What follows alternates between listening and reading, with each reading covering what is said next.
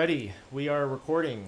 Welcome back to the APE Podcast, where we discuss the future prosperity of America.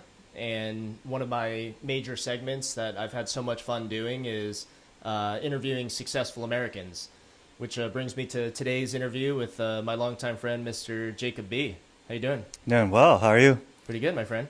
Appreciate you. Appreciate your time and appreciate you contributing to the cause. I know I've briefed you on kind of like my mission and still on the early development, but you're a good guy. I'm trying to reach out to people who have their shit together, who want better for society, and really get the conversation going on how we can improve the future and help inspire young Americans to get their shit together, basically. Yeah, no, thank you for having me. Appreciate you. I know it's been a while since we've actually talked, but I'm excited for what you have going on, and I'm excited for where it's eventually going to be going. Yeah, appreciate it, man.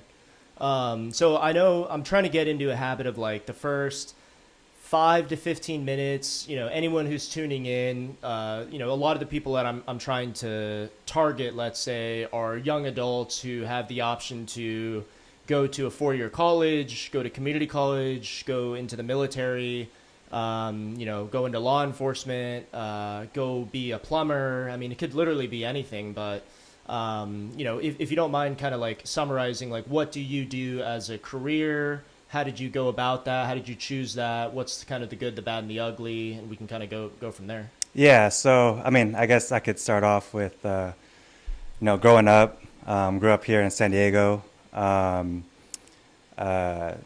didn't have a whole lot. I wouldn't want to say didn't have a whole lot, but, I would say when I was in elementary school, my family, had was lower, like maybe lower middle class. My dad had I think a warehouse job at a distribution center. And then my mom, she was working with the county. And so for me, growing up, you're always taught, you go to school, you graduate high school, you go to college, and then you get a career. And so I kind of just followed that path. And where I'm at right now, actually, is at the district attorney's office. And started off working there as a student worker, graduated college, and then eventually I got a full-time job right out of college. My official job title is administrative analyst, and I manage a bunch of financing. Mm-hmm. So I do a bunch of grant work. The DA's office, we get grants, and so I'm responsible for overseeing the finances for those.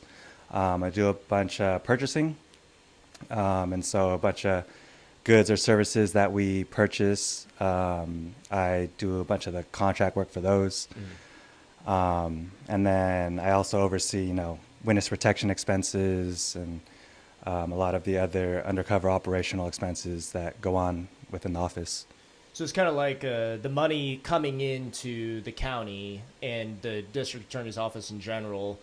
You kind of oversee that, and then how can you as an organization best spend that money to progress your cause, whether Right. that's serving your employees, whether that's getting contractors to come in and handle certain services. Is that kind of in the ballpark? Yeah. And so I guess I could talk about the mission of the DA's office. The DA's office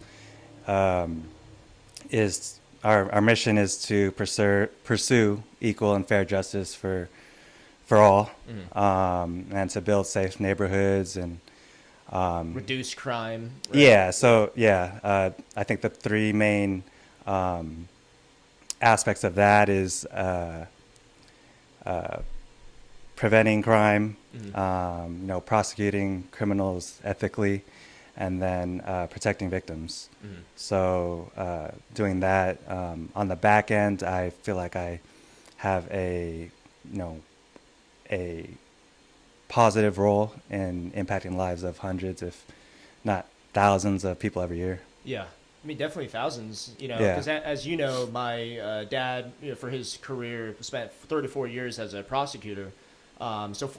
Thankfully for me, like, he was very strict growing up, made sure I never got in trouble, or tried his best to guide me not to get in trouble. I definitely got in trouble. But he was big on, he's big on doing the right thing and trying to advocate for more positive characters and people in society. And even in my, short 4 years working at the DA's office, like, there's a lot of good people there. You know what I mean? There's a lot of good people who, like, want better for the community.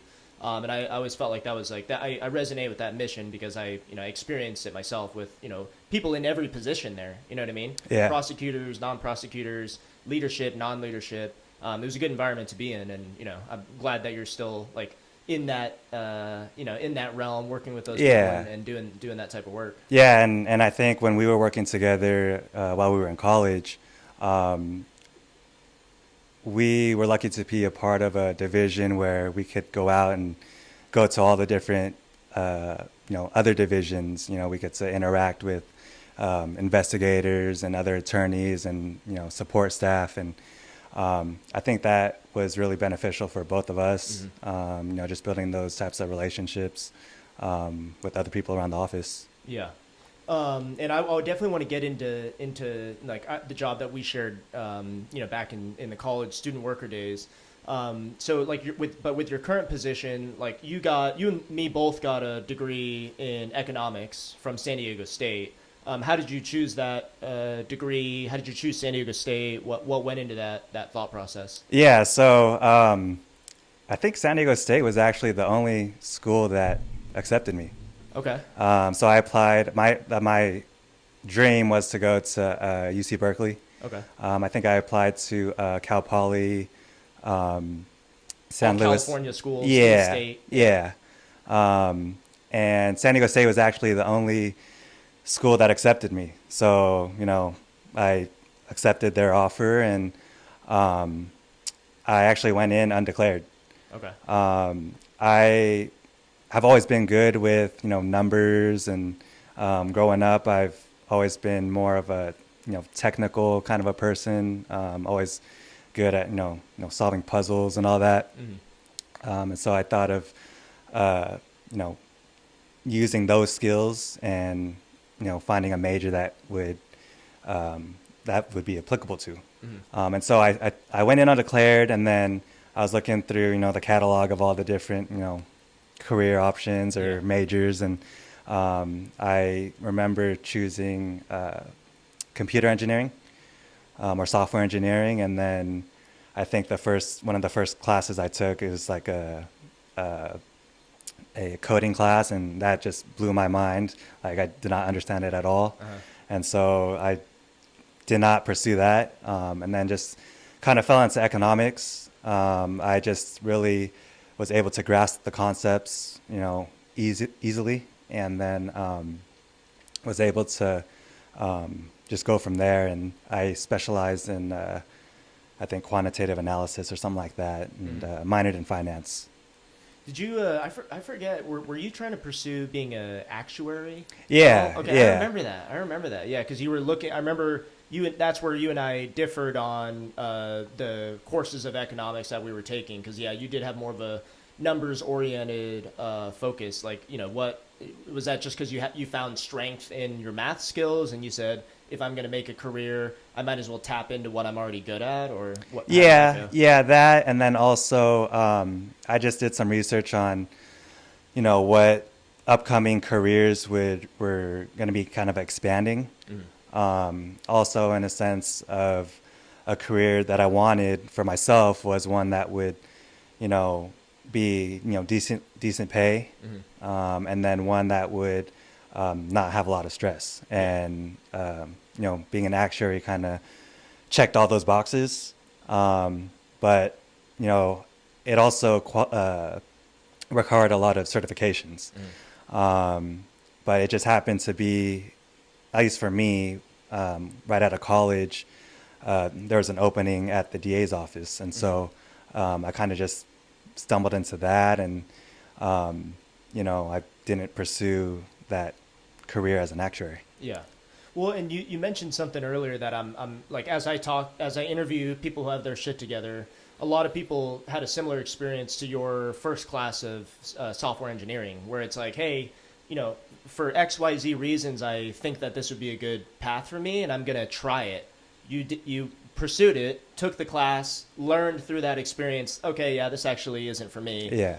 Change course, and everything worked out. And a lot of people, I think, especially younger adults, like they know that they like A, B, and C topics or paths, but they're scared that if they go down the path of A, that they'll find out in a year or so, oh shoot, I should actually went C. So they get kind of like really anxious about it, and then they don't actually commit to doing that class or to going down that route. So like, would you like, so I guess on top of the software engineering, like even in your first few years in your current position, like I'm sure you learned more about yourself and your strengths, weaknesses, how you like to interact with people. What was like your early career life like, and what did you learn about yourself in your early career? You talking about career or still about college? It could be either one. I almost see it as like adulthood, because it's like, oh shoot, I'm 18 now. I have to fucking, actually take care of my, handle my responsibilities, not get in trouble, do what I need to progress my life forward, which you did all of that stuff. Yeah. So I think I was very fortunate early on in college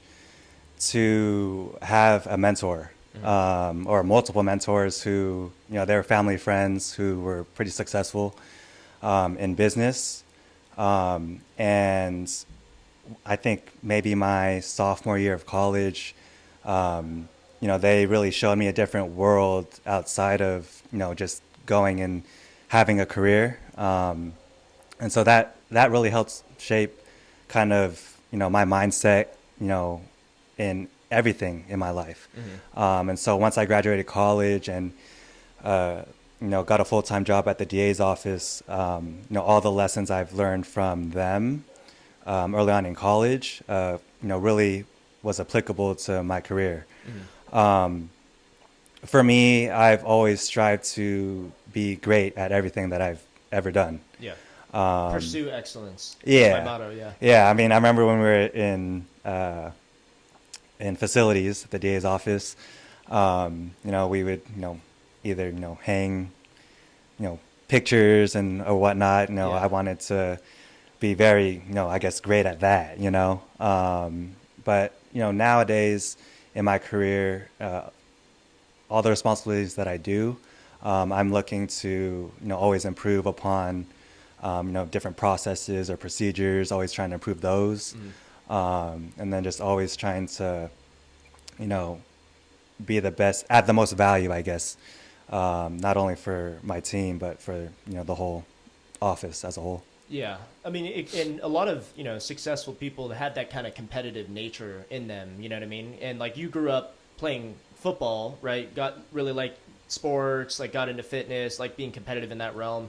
Do you think was that something you chose yourself, or your parents put you in it and you ended up just liking it? No. My parents, I don't think they were very, into any athletics or anything. I first started getting into sports, or not really like organized sports, but in our after school program is Classic Kids. Okay. I don't know if you remember that. Yeah. I remember that. Yeah. I just had, a couple of friends, and, we would just throw football around, play catch. And that for me was just fun. And so I just grew up watching football and just enjoying the game. I actually didn't start playing football until freshman year of high school. And that, in a sense, kind of just started my, I guess my athletic, interest and all that. Yeah. I did do AYSO 1 year when I was, maybe in elementary school. Yeah. I think everyone does. That was yeah. pretty cool, I guess. But I think for me, football, when I started learning in high school, it did teach me a lot of values. I'm grateful to have a bunch of coaches who were, took their time to just invest in not only myself, but the whole team. Yeah. And, played for all 4 years of high school. And then nowadays it's just, I play flag football, volo. Yeah, And decided then, to stick with it, or at least the routine of doing Yeah. something health related, right? Yeah. Because I feel like the older you get, I feel the same way. It's like the older you get, like I feel shittier when I'm not working out, or when I don't.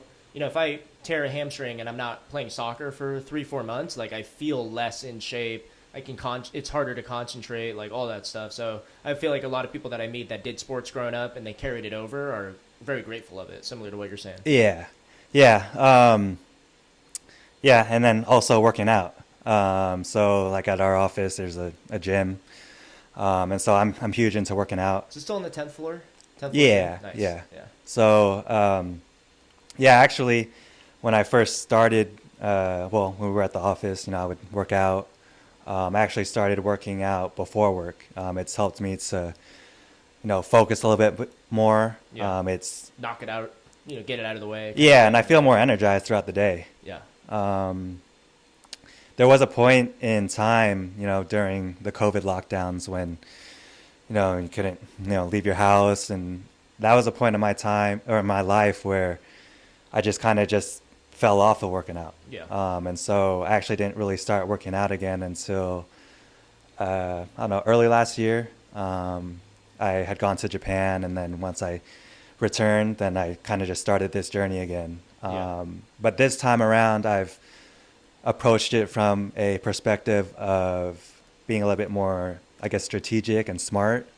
As we're getting older, I just trying to prevent injury. Yeah. And then it's not just about getting swollen anymore. Yeah.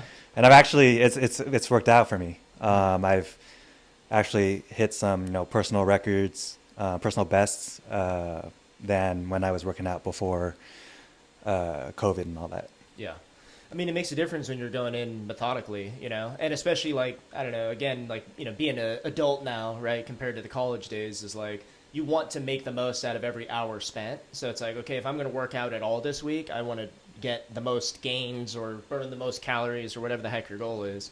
And I know that, I sent you the interview I did with David, and like we spent a lot of time talking about, the position that we had at the DA's office, which, I'm to this day incredibly grateful, not only to even have a job at the age of 18, but to have a position in a professional environment where, other adults and professionals are treating this 18-year-old with respect and giving him responsibilities. And, we worked in, as you mentioned, like facilities. So like, at the DA's office, there's all these various student worker positions. You can help file paperwork, you can all sorts of stuff in all sorts of different departments. And I remember they gave us the choice of being in facilities, which, at the time you're like, oh, what the hell? Like, okay, you have an office job, but you work in facilities, like, and you guys drive a van around, you're doing like physical labor, which again, like if I had the option between, pushing paperwork or being in facilities, like I really enjoyed being in facilities because it was about 5 to 6, sometimes 4 college age boys basically, who we all wore the same stuff. We had a routine of, they expected us to do a good job. We bounced off of each other in terms of like how to be more efficient with school. And like, again, me being 18, I had older guys like you who were like, no, don't do this in school. Hey, make sure to think about this. Here's what I would do differently, which I was always really grateful for. And something that you touched on was like the fact that we were in facilities. We didn't just stay in one office. Like we got to visit East County, South Bay, North County, all this type of stuff. And we got to meet people from the lower ranks all the way up to like the DA herself at the time, right? Which I thought was just super cool. So like, let's talk about that a little bit more. Like, how did you even get into facilities? Because I know like your mom worked at the county. She knew my dad for like decades because they were both, there for so long. But like, I'm assuming she saw openings, kind of helped put a resume in. Like, how did all that work? Yeah. So, I had a previous job at a mortgage company, and that was kind of, at my own pace, and it was kind of not a lot of, I guess, work to do. Mm-hmm. And so I kind of was looking at other options. My mom actually knew Debbie, who was our supervisor, mm-hmm. and Debbie was looking for a student worker. And so my mom asked me if I was interested, and I was like, yeah, I'd be interested. Because at this point, I'm like, just trying to find any way to make money while I'm in college. Yeah, put something on the resume. Yeah. And then, interviewed for that, and then, got the job. And so I kind of just, was lucky, my mom helped me to get that job. Yeah. So that's how I got into there.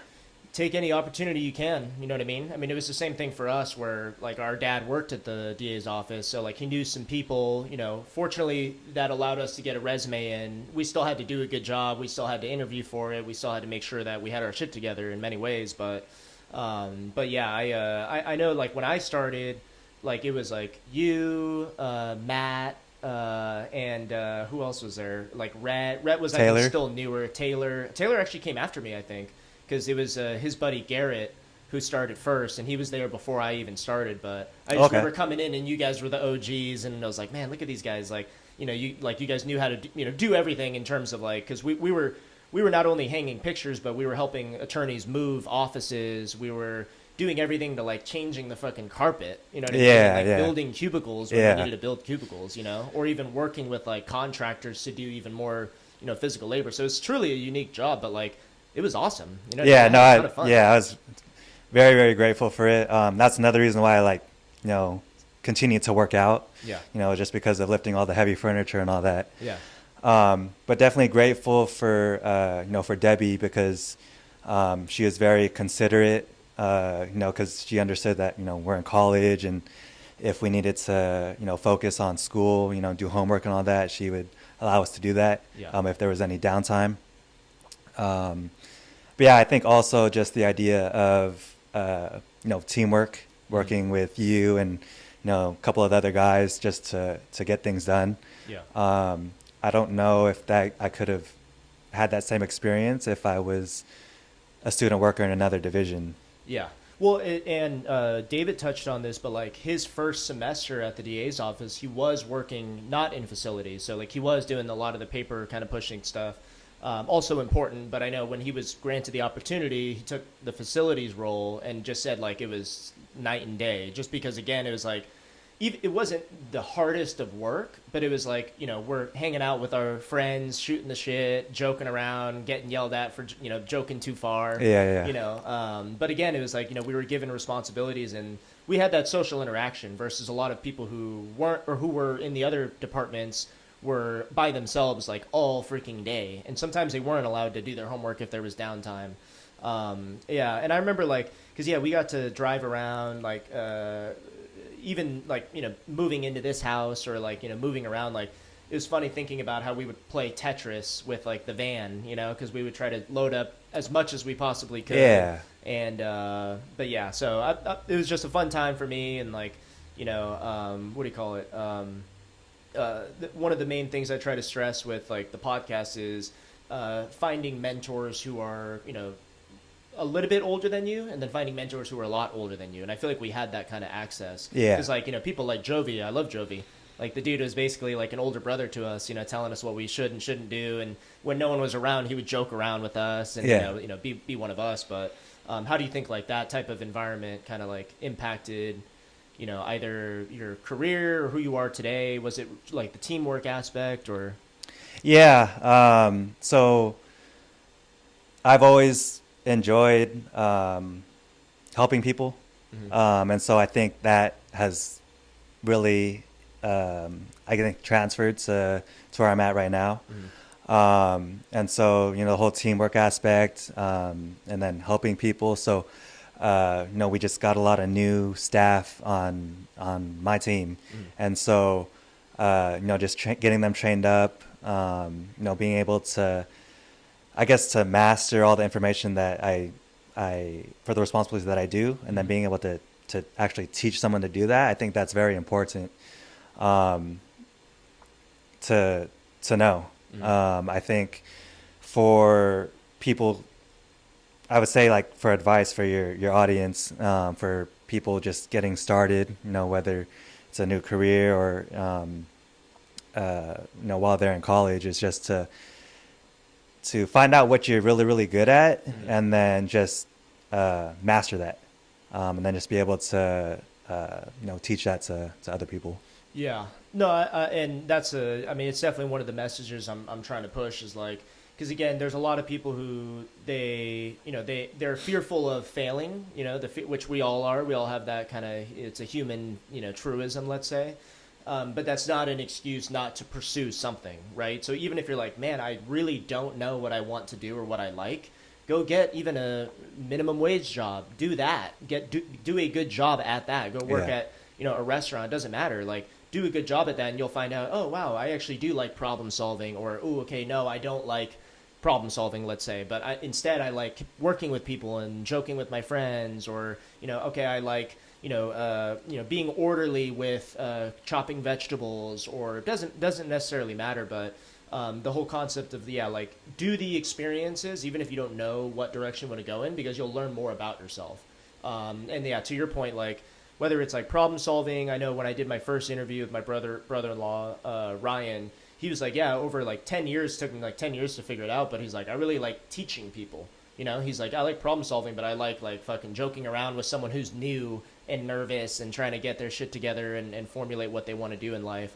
And like for me, I've been in software sales since I graduated, and I really like the aspect of problem solving too, and the thing about sales is it's never like, it's not even a project to project basis. Is like every week I have a routine, and I kind of like my routine where it's like in the mornings I spend time, sending emails, managing my inbox, like reaching out to potential customers who may have an interest in what I'm trying to buy. And then in the afternoon, I'm working with my team. How can I improve on this? How can I help the new guy on this? So it's like, again, doesn't matter what career you're in, like, pursue excellence and you'll learn a lot about yourself. Yeah, exactly. Yeah. So I guess, take like, as you think about, I guess career aside, school aside, like what did you learn about yourself, as a young adult to kind of help you minimize, let's say, stress or even manage? Because I feel like stress is inevitable. You got to figure out a way to deal with it no matter what position you're in. And it's you have to nurture your relationships. Like you have to, the people that you're working with, you can't be a tyrant to them. Like you can't be angry or lashing out at them. Like what kind of things like in that realm about just being a responsible adult did you learn at an early age, or maybe that you're still improving on, or that you're still looking to grow? Yeah. So I think for me, I've always tried to minimize stress. It's not easy. Mm-hmm. Like you said, it's inevitable. And so I've always tried to push myself in everything that I've done, push the boundary, push the envelope, if you want to say. Mm-hmm. And that's kind of helped me to, I guess, build a mindset of, a strong mindset, to, work well with other people. Mm-hmm. I've learned that there's so many people are different, they have different personalities, and it's just trying to find a balance with working with those types of people. Mm-hmm. I think for me, I've always been able to get along with anyone and everyone. Mm-hmm. Some people it's a little bit more tougher just because they, their personality is, more, I would say, like dominant, or I guess alpha. Mm-hmm. And then, no, I've always been able to find a way to work well with them. Mm-hmm. And so I guess, I don't know how I've been able to do it, but it just, I guess for me, it's just become natural. Well, it sounds like you're like flexible. You're not too rigid yourself. You know that because everyone has their own different personalities, you kind of have to meet them halfway sometimes, and you can't just it's inevitable that you have to kind of operate knowing that people are different and have their own personalities, right? Yeah, exactly. Yeah. Yeah. I mean, did that answer the question though? No, it did. Yeah. Okay. Yeah. Because and this is like, it's a learning opportunity for me too, because it's like, whether you're a successful professional or a successful athlete, a lot of those people have the same overlapping mindsets, right? Mm-hmm. And there's a book I've mentioned in almost every interview, but it's called How Champions Think. It's a sports psychologist, Bob Rotella, but he basically did 30 years of analyzing both top CEOs as well as professional athletes, like with LeBron James even, and would just talk about how you have to embrace, like, a lot of the common denominators is you can't avoid hard work. You have to freaking do the Right. work. If you're trying, like LeBron James, even if he's incredibly talented, he does the work. He does his 100 3-pointers a day. He does his cardio. He works with his trainers. It's like you can't avoid that part. But also you have to know that, like, it's not just the skill set of being a basketball player. It's the mindset of knowing that, okay, I'm not comparing myself to other people. I'm comparing myself to who I was yesterday. Right. So it's all these kind of overlapping principles. And it's just interesting when I talk to other people who have their shit together. It's like I'm starting to see more of these kind of common denominators where it's like, hey, you could be as rigid as you are as an individual, but you have to be able to deal with different types of personalities. You have to understand that it's okay to take a computer science class, learn that you absolutely hate it, and then pivot course and focus elsewhere.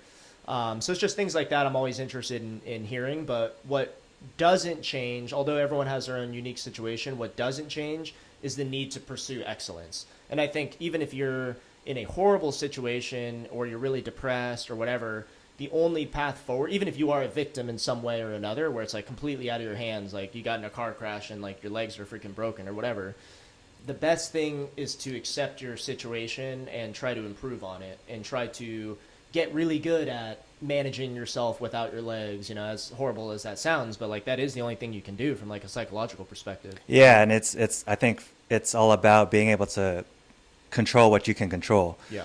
There's a lot of different, variables and different things out there that you can't control, and you have to be willing to accept that.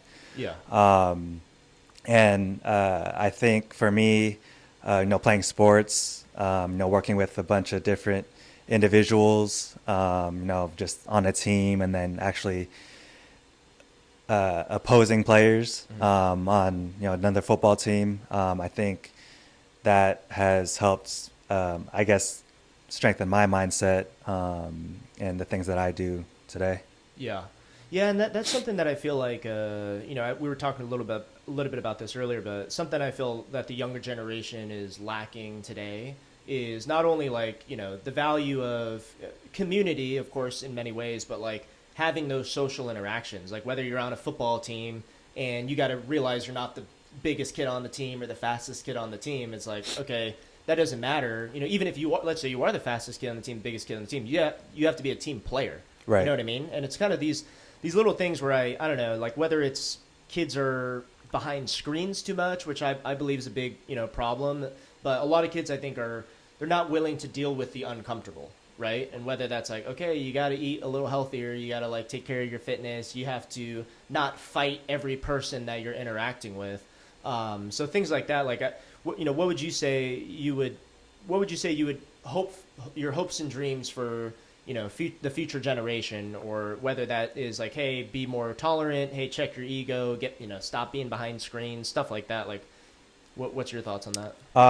I think what I would say is, to have an open mind. Mm-hmm. I think a lot of the problems and issues in today's society is because a lot of people don't have open minds. Yeah. And so,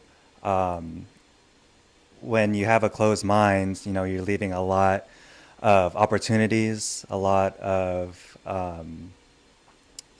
things on the table that you can possibly be great at. Mm-hmm. And so, yeah, I just wish that a lot of people would just have an open mind. And I think we need a lot more better leadership. Absolutely. We have a lot of leaders I think who are just, they're just pointing fingers at other people, Seriously. and not taking accountability and, credit for, some of the issues that they may have caused. Yeah. I think we have like a media presence that, they're not taking accountability for, misinformation that they've been, for some of the stories that they've, advertised. Yeah.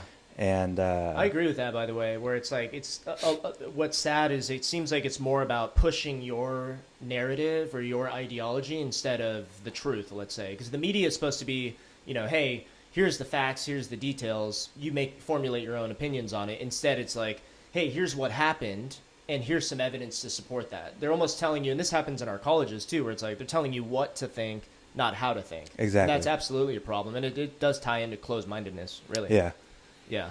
So let's see. Are there any particular topics? I always like getting people's opinion on this. Any topics that you feel aren't discussed enough, or things people aren't talking about enough in our society? I think I would say financial literacy. Okay. Yeah. For me, I've always tried to make money an important part of my life. Just because I've always wanted more out of life. And I've learned that money is the way to do that. I don't love money. Yeah. It gives you options, not happiness per se. Yeah. I love that, exactly like you said, having options in life. Yeah. But I think, in college, they don't teach you about, investments, ways to, grow wealth. I think that's pretty huge. I wish that was something that was more emphasized. Yeah, emphasized for just in life in general. Yeah. Because when you go to college and you get a career, you're only taught how to work for someone else, and so I think it's important to become financially literate, just so you can have a prosperous life, not only for yourself but for your family and then for future generations. Yeah, it's one of the major areas to work smarter, not harder. Because if you don't because I did one of my earlier podcast episodes with my brother-in-law, we talked about the importance of personal finance. Because when I was talking to him, we both agreed, it was like, why weren't we taught this stuff? Like, what the heck? Exactly. And then, all of a sudden, you get to college and, fortunately, I never did anything crazy to, destroy my credit. But so many people out there do. And it's like, dude, you sadly dug a huge hole for yourself that's really hard to get out of. And you're a goofy kid who doesn't know anything. So it's like, not only the dangers of not understanding how finances work and all that stuff, but also, being smarter with your money.